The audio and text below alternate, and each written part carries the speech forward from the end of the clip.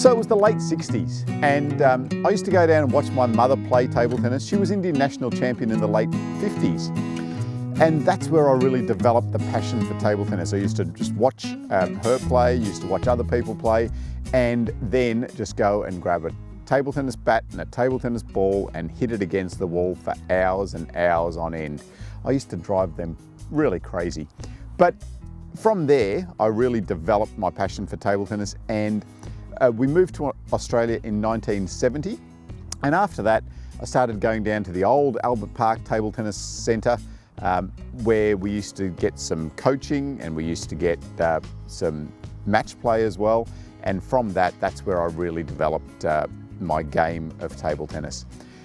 I remember my first lesson of table tennis. I went down to Albert Park, and the guy there, John Laffin, told me about opening and closing the bat. Still really vivid in my memory. I can even remember the court that we were on. We used to then play regularly on a Saturday. We used to play regularly training, and also then we used to play some competition. I then went on and started to play at my local club at Diamond Valley Table Tennis Club. I played in the pennant competition there, and also then started to play a lot of junior tournaments. So I started playing my first junior tournament in 1974, so I was 9 or 10 at the time. Again, remember that very vividly, playing that first tournament and making the final of the under 10s, I think it was. Yeah, again, that was the first of the tournaments that I played. And then from then on, it was really regular playing, competing, just training, and having lots and lots of fun at the game of table tennis. It was 1987, and every day after school I'd go to my friend's house, Michael Jacobson, and he had an outdoor table tennis table and a snooker table, and we just started playing, a bit of each, but a lot of table tennis.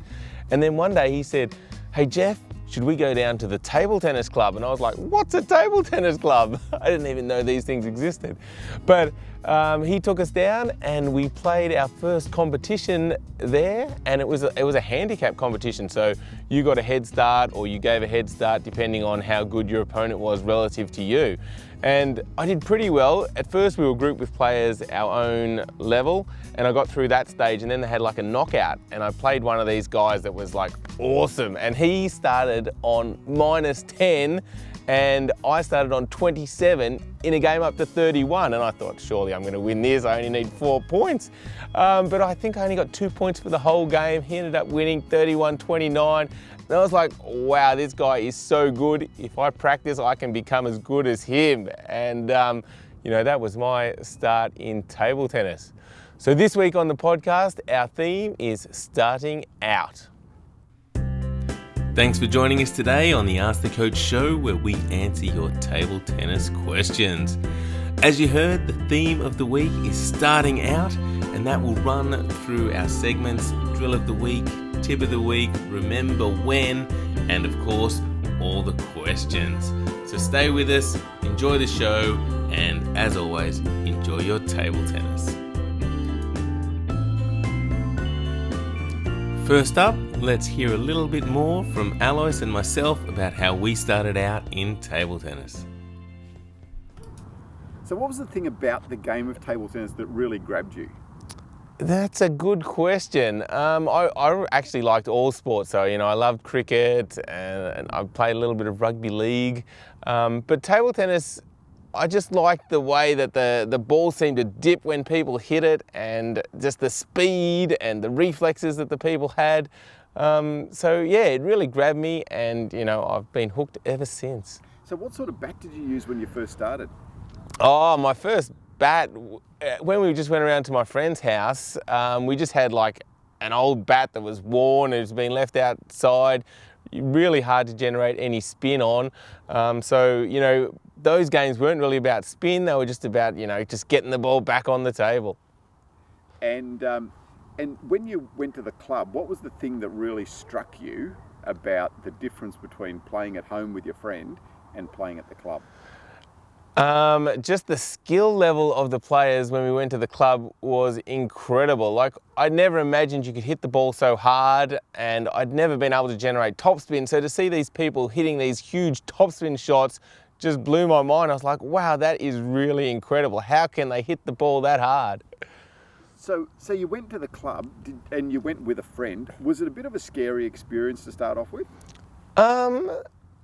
I found it a really good club to go to, and they were welcoming, and they were, helped us get started, and so they were really encouraging. So I found it a great experience to visit the club. And then after you started going down to the club, what was the big step that you thought, okay, this is the sport for me? I guess, doing well at a sport really gives you confidence and really makes you enjoy that sport even more. So, just having some success in tournaments really encouraged me to keep going with it. And once you kind of feel like you're good at a sport, it makes it much more enjoyable to keep going and keep working towards becoming even better. Do you remember what the hall was like in India? Yeah, I do. It was actually a badminton and table tennis area. It was the Bandra Gymkhana, I think they used to call it. I'll have to check with Mum on that one.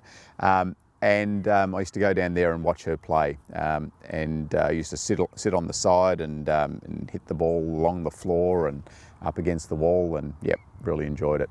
And was table tennis really popular in India in the 60s? Yeah, it was. It was a very popular sport. So Mum was, pretty famous in India at the time. Used to get a lot of newspaper articles and clippings that we've still got about her. So it's not as popular as the big sports of hockey, etc. But it certainly was a very popular sport in India at the time, and still is. There you go.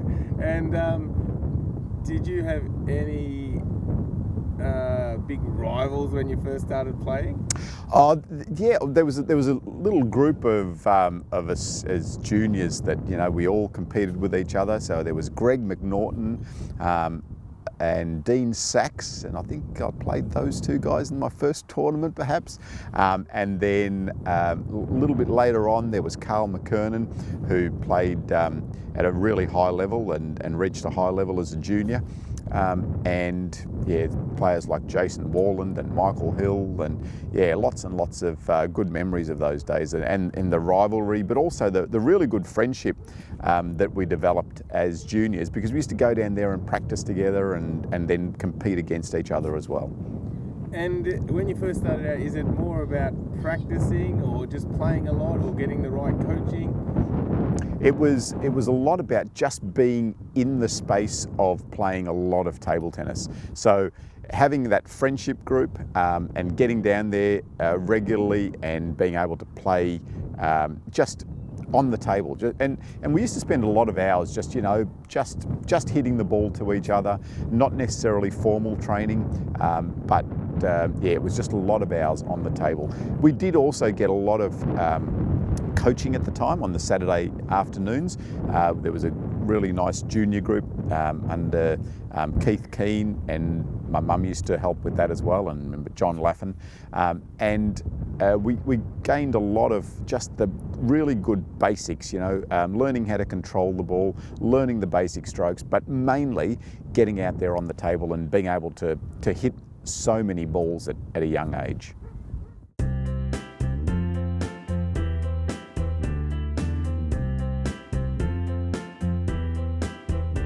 It's now time for Tip of the Week, and first up we've got a really good one for those starting out in table tennis. It's all about the most important skill.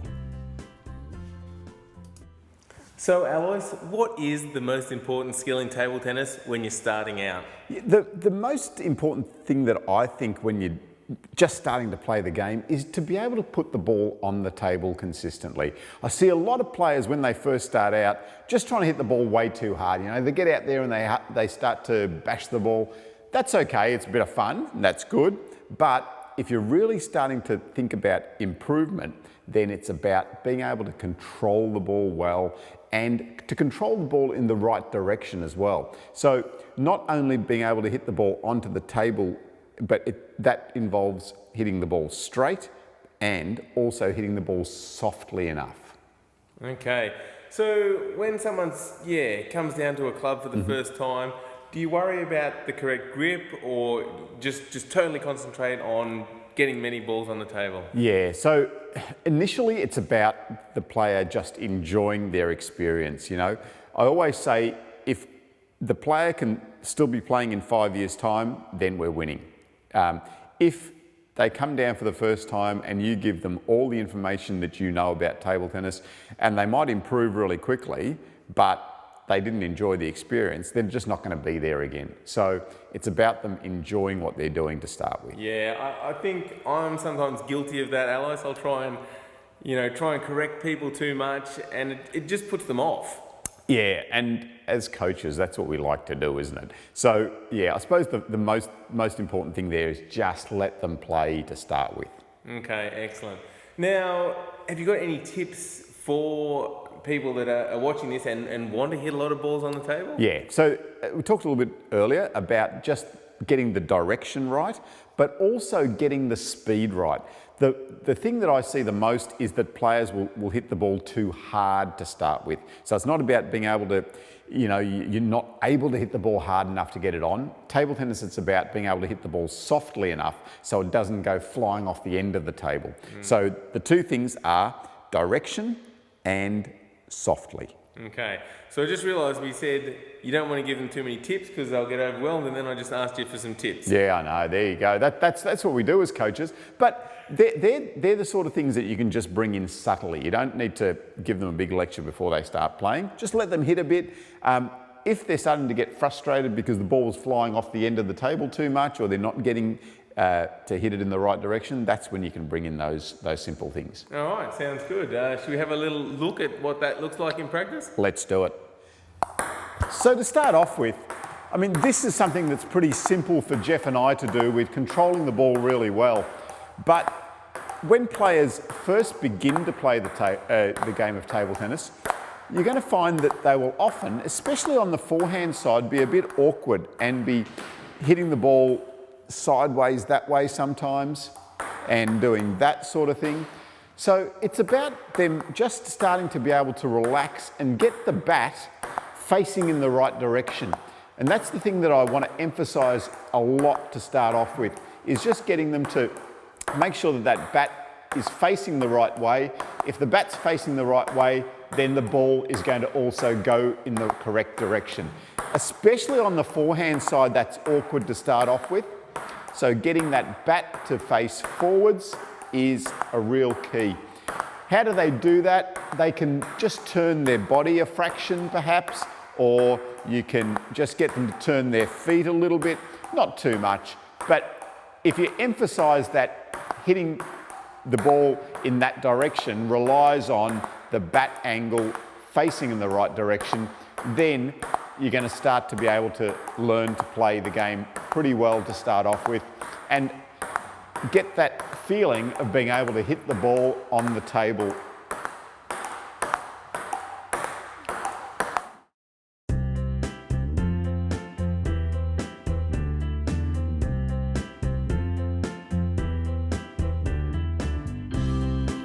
It's now time for Drill of the Week. And today we're going to be talking about something that's changed a lot since I first started out, the physical warm-up. So let's have a look at the warm-up. When you're warming up in table tennis now, the popular idea is that you need to do more dynamic movements. Previously, when we warmed up, we did a lot of static stretches. So things like holding your stretch with your hamstring and holding that for 20 seconds or 30 seconds. Now, as a warm-up, the popular thinking is that you need to be doing some more movement type exercises. So we tend to start our warm-ups with the top and move our way down. Before we do that though, I like to do just a gentle jog around. So what does that do? It just starts to get the heart rate up and you're just jogging nice and slowly. You don't have to sprint anywhere and you don't even need a very big area. So just jogging around. So just to start to get the whole body moving and to get your heart rate up slightly. How long would you do that for? Probably only 2 or 3 minutes at the most, just as I said, just to get things moving. Then we're going to start with the body. So to start with, I like to do a shoulder movement. So that gets your shoulders starting to mobilise, rolling them forward, and then you can make the action bigger and bigger. And you'll feel the difference when you've got it small in there compared to when you've got a bigger movement. There's a wider range of movement, and you'll feel different muscles starting to move in your shoulders. So then you can do the same thing, but going backwards. So again, you can start with small and move to bigger movements. If you want to get really tricky, you can do one each way. That'll be a bit of a challenge for you.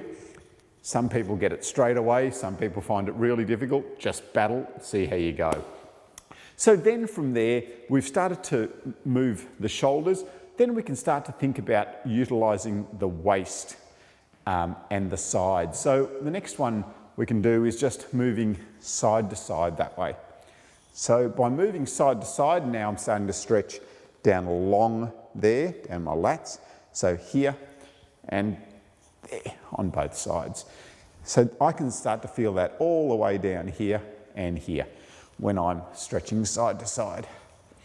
Again, just nice gentle movements. You shouldn't be feeling any real pain, but you will start to feel a little bit of a stretch, and even in through my back there. All right, so from that, you can move on and start to then do some rotation with the waist. So now we're really twisting from here. This one, it's important that you just try to keep your knees fairly stable and moving and pointing forward. So don't move your knees around too much, because then you're not using this at all. That's a different movement. So we're just rotating from the waist here. The other thing that's good for this one is to then just try to get down a little bit lower into a lower position, like you would when you're starting to play table tennis. So this rotation is a really important one for table tennis. You can see that, you know, when you're playing your forehands or when you're playing your backhands, you're utilising those muscles. So that's a nice, simple and easy one that you can use. So then we can do things like, even just with the groin stretch, just moving side to side. So doing from there to there, just starting to mobilise the movement sideways. So here and here. Or we can do just around. So we can start at the bottom, go all the way around, and then go around the other way.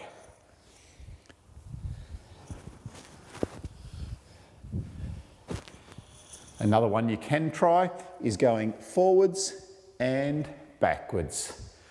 Forwards and backwards. So this is now starting to stretch in my quads and in my hamstring as well, so, and in the hip area.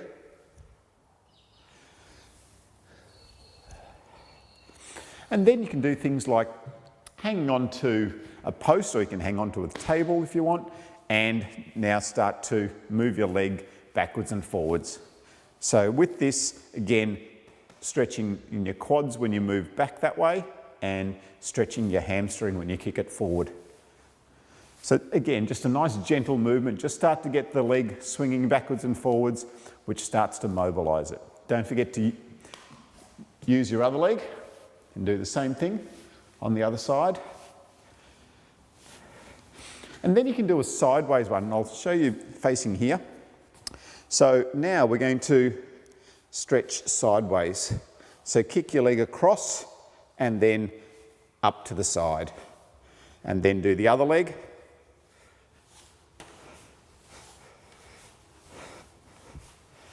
And up to the side. So those sort of gentle movements just start to get the body starting to move, the muscles starting to move in directions that you'll start to utilise them when you start to get onto the table and start and play the game. Why are they important? Why is it important to do a warm-up? Firstly, gets the blood flowing, gets the heart rate up a little bit. You can hear that I'm puffing a little bit, and I haven't really done it the full warm-up, but I'm puffing a little bit. The blood's starting to flow through my muscles, which then helps to reduce the risk of injury when you get onto the table. So, Alois, that's really interesting about the dynamic stretches. When I first started playing, it was all the warm-ups were just static stretches. But when I do like a static stretch and pull and hold, it kind of almost feels a little bit painful. But these dynamic stretches feel a lot more comfortable, and I kind of like them a bit better. Do you find that? Yeah, when you get out onto the table after doing that dynamic stretching, you're ready to move and you're ready to start to hit some balls a little bit easier, I think. Yeah, so now I don't know much about the science of this, but is there any scientific reason why these are better? No, they talk about the static stretches. Actually, when you hold and keep the stretch there, what tends to happen after you let it go is the muscle goes bang and actually shortens a little bit for that short period of time, which could lead to more injuries. So that's why they're now recommending the dynamic stretches. Okay, and what about after the game? Is this static stretches still okay then? Or? Yeah. So static stretches are good. So they do help you with your flexibility in the long term if you do hold and keep those static stretches. So that's something you can do at the end of training, perhaps. Okay, excellent. All right. Well, yeah, there's a big difference from when I first started playing table tennis. Take some of these ideas Alois has shown you and use them in your warm-up and see if you find that works better for you.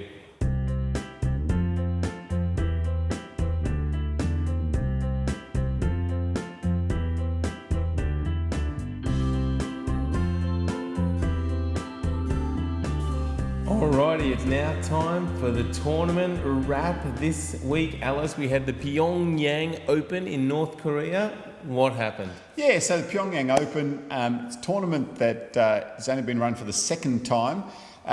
Very heavily dominated by North Korean and Chinese players and a few other players thrown in there. So just having a look at the results. So the winner of the women's singles was Kim Song-lee from North Korea, and she won 4-3 against Ri Myung-sun, also from North Korea. So 11-9 in the seventh in that final. So China obviously not sending their strongest players? No, none of their top players were there, but they did send a lot of their next level of players to the Pyongyang Open. And in the men's singles, so Kang Wee-hun was the winner. And Kang Wee-hun, also from North Korea, winning 4-2 against Zhu Yingbin from China. So, so mixed bag. As we said, not a really deep field. This is one of the Challenger Series ITTF events. So it's not one of the top level events as yet, but they'll try to build that up over the next few years. Yeah, like we said, in North Korea, still, quite a lot of political instability. So I guess not a lot of players in favourite destination to go to. Yeah, absolutely. But it's great that the ITTF have got the event going there, and it's now a regular on the calendar. Excellent. Now, Alois, the next tournament, obviously the Olympic Games, the biggest tournament in table tennis. And we've seen that the full list is now out. Yep. And, one thing I noticed is there's quite a few rejected records on the list.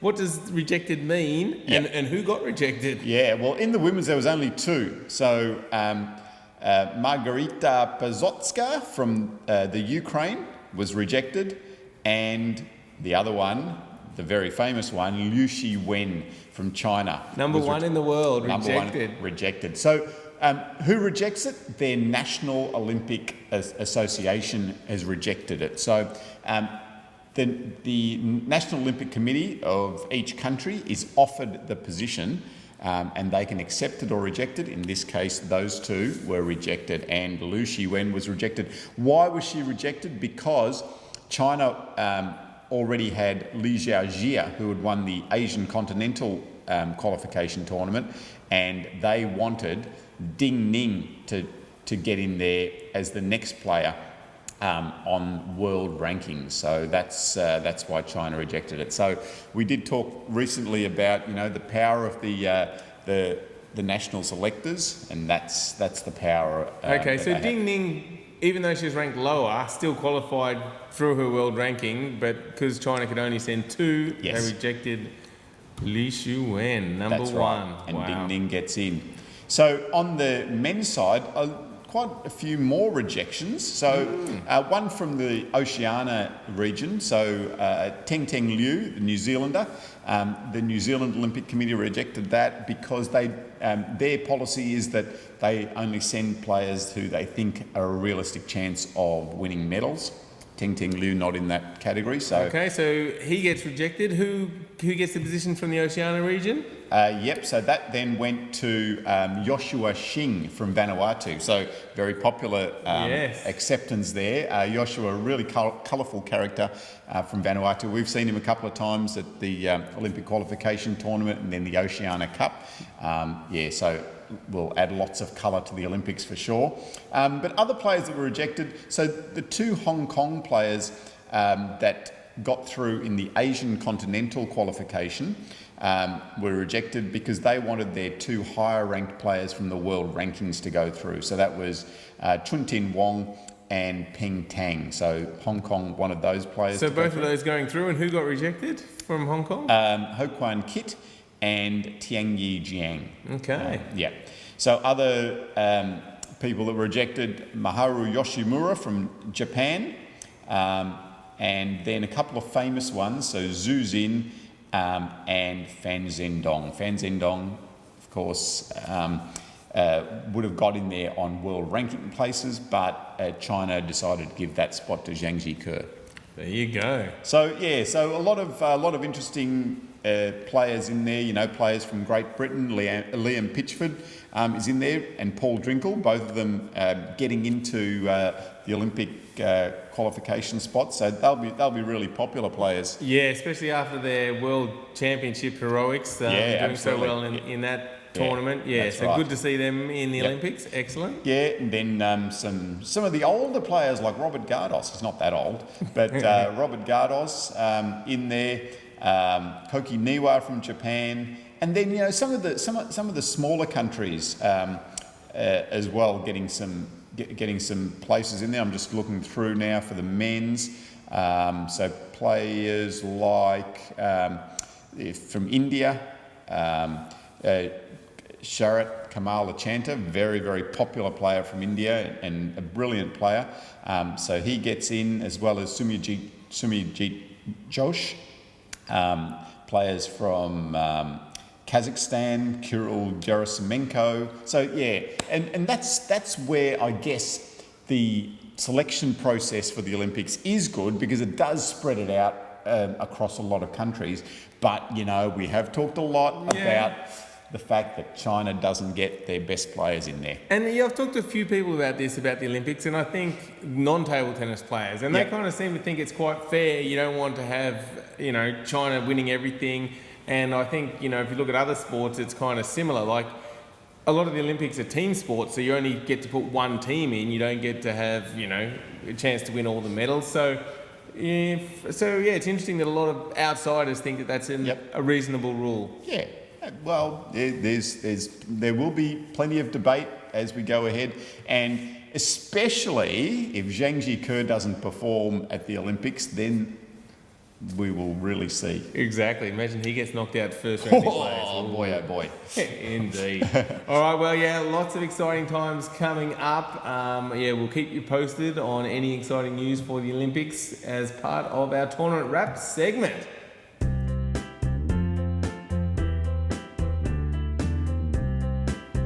And now it's time for Remember When, a look into table tennis history. And today's theme is starting out, and we're going to have a look at a very young table tennis champion, Timo Boll.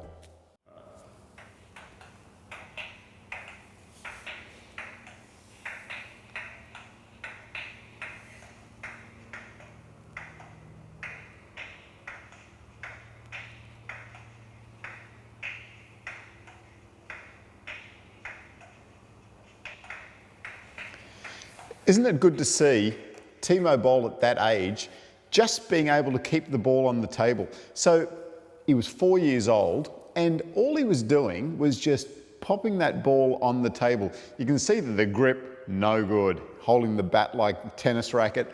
But the thing that was really happening well there was that he was keeping that bat nice and flat, putting the ball on the table and not trying to hit the ball too hard. And whoever it was that was hitting the ball to him wasn't trying to beat him, he was just keeping the ball in play and allowing little Timo to keep that ball on the table. What a great video to have of a champion at such a young age and what he was doing at that age, just as his introduction to the wonderful sport of table tennis.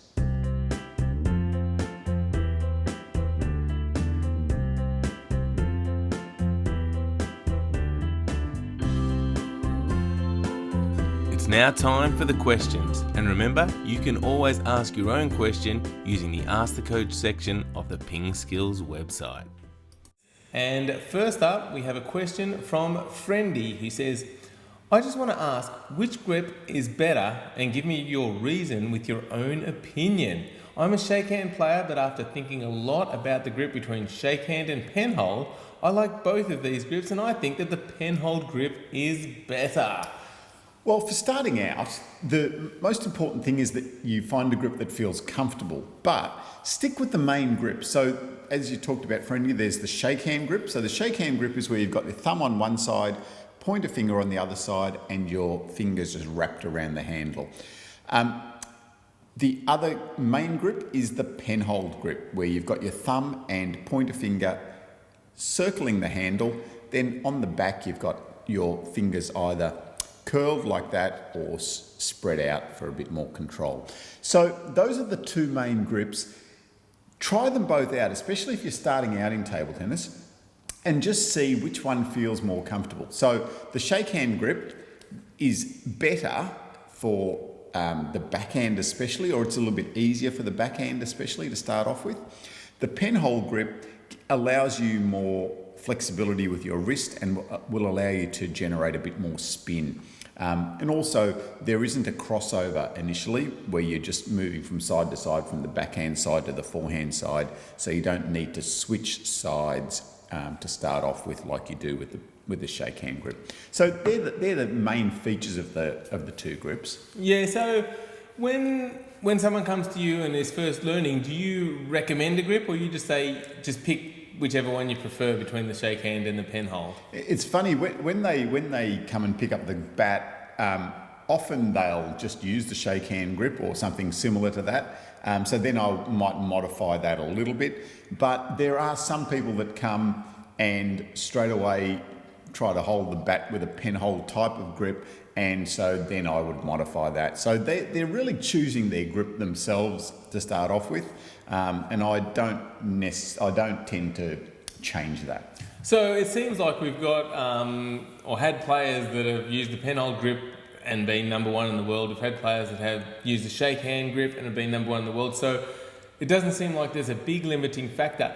But if I look at it, it seems to me like more and more people are using the shakehand grip. I guess it was common for the Asian countries to use the penhold, and I think the shakehand is becoming more prevalent. Would you agree? Yeah, definitely. The shakehand is definitely more prevalent. Even at the top level now, Ma Long's using the shakehand grip. So Ma Long, Zhang Jike, all those guys. So Zhu Xin uses the penhold grip and plays the game pretty well, so you can definitely reach a very, very high level using the penhold grip still. But in general, yeah, I think the shakehand grip is probably just easier, especially when you're switching sides to start off with. Yeah, so it is interesting. I wonder, like, if we look back in 30 years' time, is that trend going to continue and the penholds then become even rarer? Yeah, well, I think it's almost made a little bit of a comeback with the use of the reverse penhold backhand. But yeah, still, I think, just the shakehand backhand is easier to play. Yeah, excellent. All right, well, good question, Frendy. Thank you for that one. And of course, our theme today is starting out in table tennis. So, choosing a grip, very important. So yeah, stick with one of the popular ones, either the penhold or the shakehand. Next up is a question from Duncan, who says, The quality of my practice at the moment isn't the best. It's an age-old scenario of players wanting match play or clubs being too busy to get a reasonable density of practice. So Duncan's asking, at my level of play, is a robot beneficial? Well, my opinion's changed a bit on this over time. So initially I used to think, well, robot's no good, can't get good practice with them. And mainly because I've never used one, or I've never had the real need to use one in my training. But I think robots have a real place in your situation, especially Duncan. So you don't get the table time when you go to a club, or your practice partners just want to play games. So in that situation, I think a robot is useful, and it's something that you can really implement into your game. You know, it depends on the robot that you're using, and also it depends on what you're trying to practice in particular. So, you know, as I said, if you don't have a practice partner, they can be really useful, especially for grooving strokes or to getting your strokes correct, or practicing some set drills. They can be really good.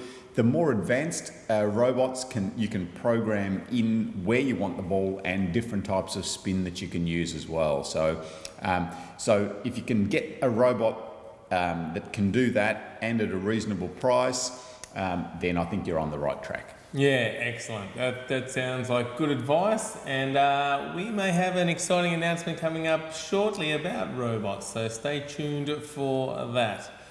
But thank you for the question, Duncan. Next up is one from Musab, and Musab says, since I'm a fan of ZJK or Zhang Jike, I bought a Zhang Jike ALC and attached to DHS Neo 3 as the forehand and Tenergy 64 as the backhand. Now these are really fast rubbers. And Musab says, it was a lot better and I progressed a little, but now the main problem arises. This blade is extremely fast, and as a result, the rubbers become so sensitive to incoming spin that I can't control it. I've got no control at all, and it's impossible for me to block back topspins. Big problem, and it's a problem we see all the time with players. Just getting a bat that's just a bit too fast, or a lot too fast for them. So what happens when you get a bat that's too fast is exactly what's happened to you, Musab. It's hard to control spin when it's coming in. So any spin that someone puts on it, because the ball's bouncing out of your bat so fast, it's really difficult to control. So the effect of that spin is really marked, and the ball is flying everywhere. The second thing is, as you said, with blocking as well. So when someone attacks at you, if you're trying to block the ball, or if you're trying to push the ball short, it's really difficult to do with a faster bat. So the moral of the story is, always think about getting a bat that's a little bit slower to start off with, a good control type blade. The blade is the wood that we use, and also a good control rubber to start off with. If you can do that, then you'll start to learn the game properly, you'll start to learn your strokes properly, and then with your strokes you'll be able to play full strokes with the slower bat and still keep the ball on the table. If you've got a fast bat and you're trying to play a full stroke, the ball will fly off, and then what you will tend to do is you'll start to compromise your stroke and tighten up, and you won't learn the correct stroke. So yeah, really important, Musab. And my advice to you would be, put that bat aside, put it in a cupboard for 6 months, get a slower bat, slower rubber that you can use that for 6 months, even up to a year, and then get the other one out of the cupboard and just see then if it's the right speed for you. Yeah, interesting, because I've heard a lot of counter arguments to that, saying, you know, if you're going to end up with a fast bat, why not start with the fast bat and you'll sort of grow into it? But I guess what you've said there is that doesn't really work, because you never grow into it because you're not ever playing a full stroke properly. Yeah, that's right. You're not learning the correct technique, and your technique will suffer, and you'll have to compromise technique. So yeah, so definitely go something slower to start with, and then you can work your way up. Okay, makes a lot of sense. All right, excellent. All right, thank you, Musab. Great question. Next up is a question from Eugene, and he says, Table tennis is a very fast sport, as you know, and we usually don't have a lot of time to do big strokes, especially on the backhand side. So is it a good idea to just use a counter hit or a drive to hit balls on the backhand side only and rely on good control and good placement to win points? He goes, I think this way it's faster to recover than having a big backhand topspin. Yeah, so with the backhand strokes, what you're really thinking about is how much time you really have to play these strokes. So if you've got more time, then yes, your strokes can be a lot bigger. If you don't have time, or if the ball's coming in too fast, then you need to compromise and you need to shorten up your strokes there. Can you show us, do a bit of a demonstration about what this looks like? Yep. So I think that'll be really, I'll get out there and I'll show you some of these techniques. Awesome. So the first thing is to just think about how much time you have, as I said. So if I've got a lot of time, I can then give myself more space, turn myself more side on and do a bigger stroke. But if I'm closer to the table and the ball's coming at me faster, then I'm just shortening up that stroke to allow for the amount of time that I've got on the backhand side. The other thing you need to think about is if you are a forehand dominant player or a backhand dominant player. So if you are a forehand dominant player, you might stand a little bit more side on facing towards the forehand, which means that you'll tend to play perhaps a bigger stroke there, and then if the ball comes on the backhand, then you don't have as much time or as much space to play with the backhand. But if you're a backhand dominant player, then you might be square or even perhaps a little bit turned around this way, which means that then you're going to be able to play a bigger stroke on the backhand and perhaps a smaller stroke on the forehand. So you just need to decide for yourself what suits you.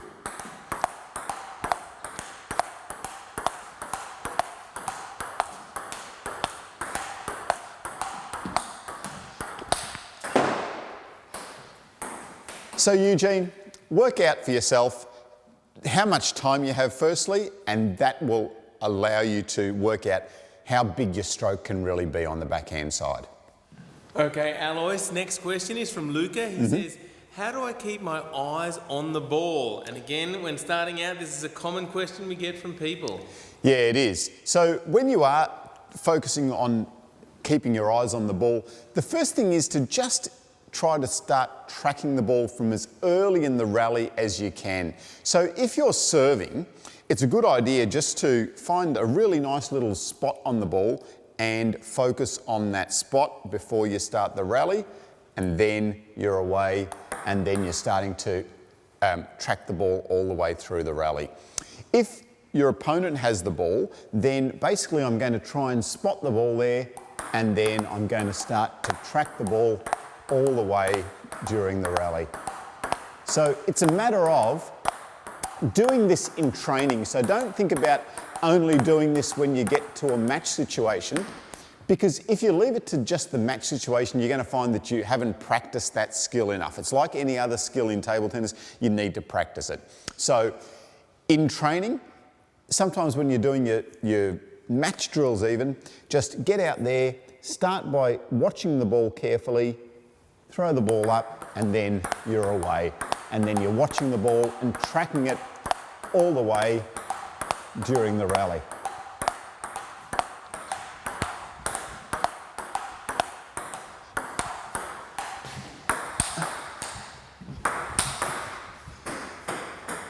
So, how do you keep your eyes on the ball? Practice it. Track the ball from as early in the rally as you possibly can, Luca. Next up is a question from Hector, who wants to know, what should I look for when buying a table tennis table in terms of the colour, the weight, the brand? What things should he consider? So what is important when choosing a table tennis table? So the main things to look at when you are considering a table tennis table are firstly the thickness of the top. Now, we're not talking about this whole thickness here. This is just a skirting, this part here. We're just talking about how thick the actual piece of wood is that the ball's bouncing on. So that's the thickness that you're looking for there. As a guide, if you can get anything around 18, 20 mils or even more, then that's better. The thicker, the better, because the thicker it is, the more even bounce you're going to get all over the table. Think about it in the extreme. If you had a really thin piece of wood, it'd be too flexible, too soft, and then the outside would be a bit different to the inside. So a nice thick piece of wood is what you're really looking for. As far as the types of brands, there's a whole lot of brands out there. It's more about just sticking with a brand that is pretty well known. You know, we use the Stiga tables at the moment, but there's literally you know, lots and lots of brands that you can use: Stiga, Yasaka, Butterfly, DHS, etc., etc. If you do need any advice, just ask us on the Ask the Coach page of the website, and we'll give you some feedback as to what we think about different brands of tables. The next thing that you need to think about is also thinking about the net and how easy that is to take off. So the net that we've got here is, it's again a Stiga net. It's pretty sturdy. It's got a screw down the bottom here, which you loosen, and then that just comes off on one side, then you do the same on the other side. And that's pretty easy to take off there. A simple way of rolling these up, and I see players sort of rolling them up a little, just put the two clamps together and then you just roll them over like that. And then that's all set there for you for the next time you want to use the net. So let's now think about the table. So the other really important things about the table are how portable they are. So especially if you're going to be setting up the table and putting it down all the time. We're lucky here in the PingSkills shed we can leave it set up all the time.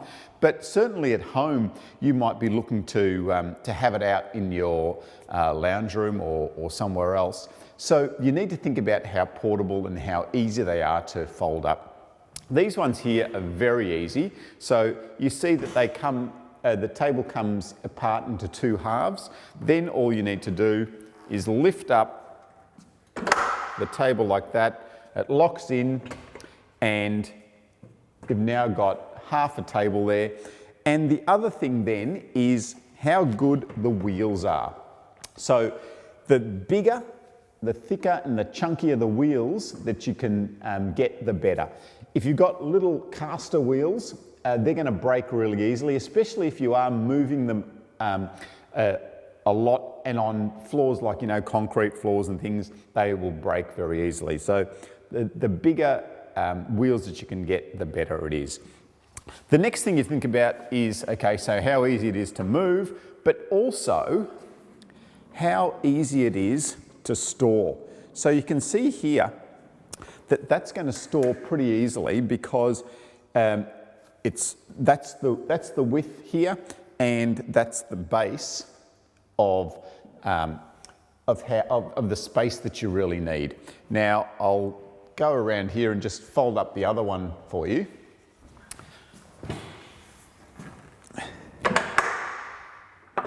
So now, always store them face to face. And you can see that now, basically it stores in a very small area that you can put away and tuck away in a corner of your room, so that now you've got a whole room that you can use again. So they're the main things that I like to advise people on when they're buying a table tennis table for the first time. So the thickness of the wood, the how easy it is to fold up, the size of the wheels and the portability, and then also the storage area. So, and those things may have different relevance to you, but if you think about for yourself what's important in a table for you, and then go from there. For me, number one though is thickness of the top. Well, that wraps up the first Ask the Coach show in the new format. I hope you like it. Give us some feedback. Let us know your thoughts. Do you prefer this with a bit of demonstration? We'd love to hear your thoughts. And of course, thank you for watching, and thank you, Alois, for all your words of wisdom. Yeah, thank you, Jeffrey, and thank you, PingSkillers. You've been great supporting us, and we love doing these Ask the Coach shows, so give us some great feedback. Bye for now.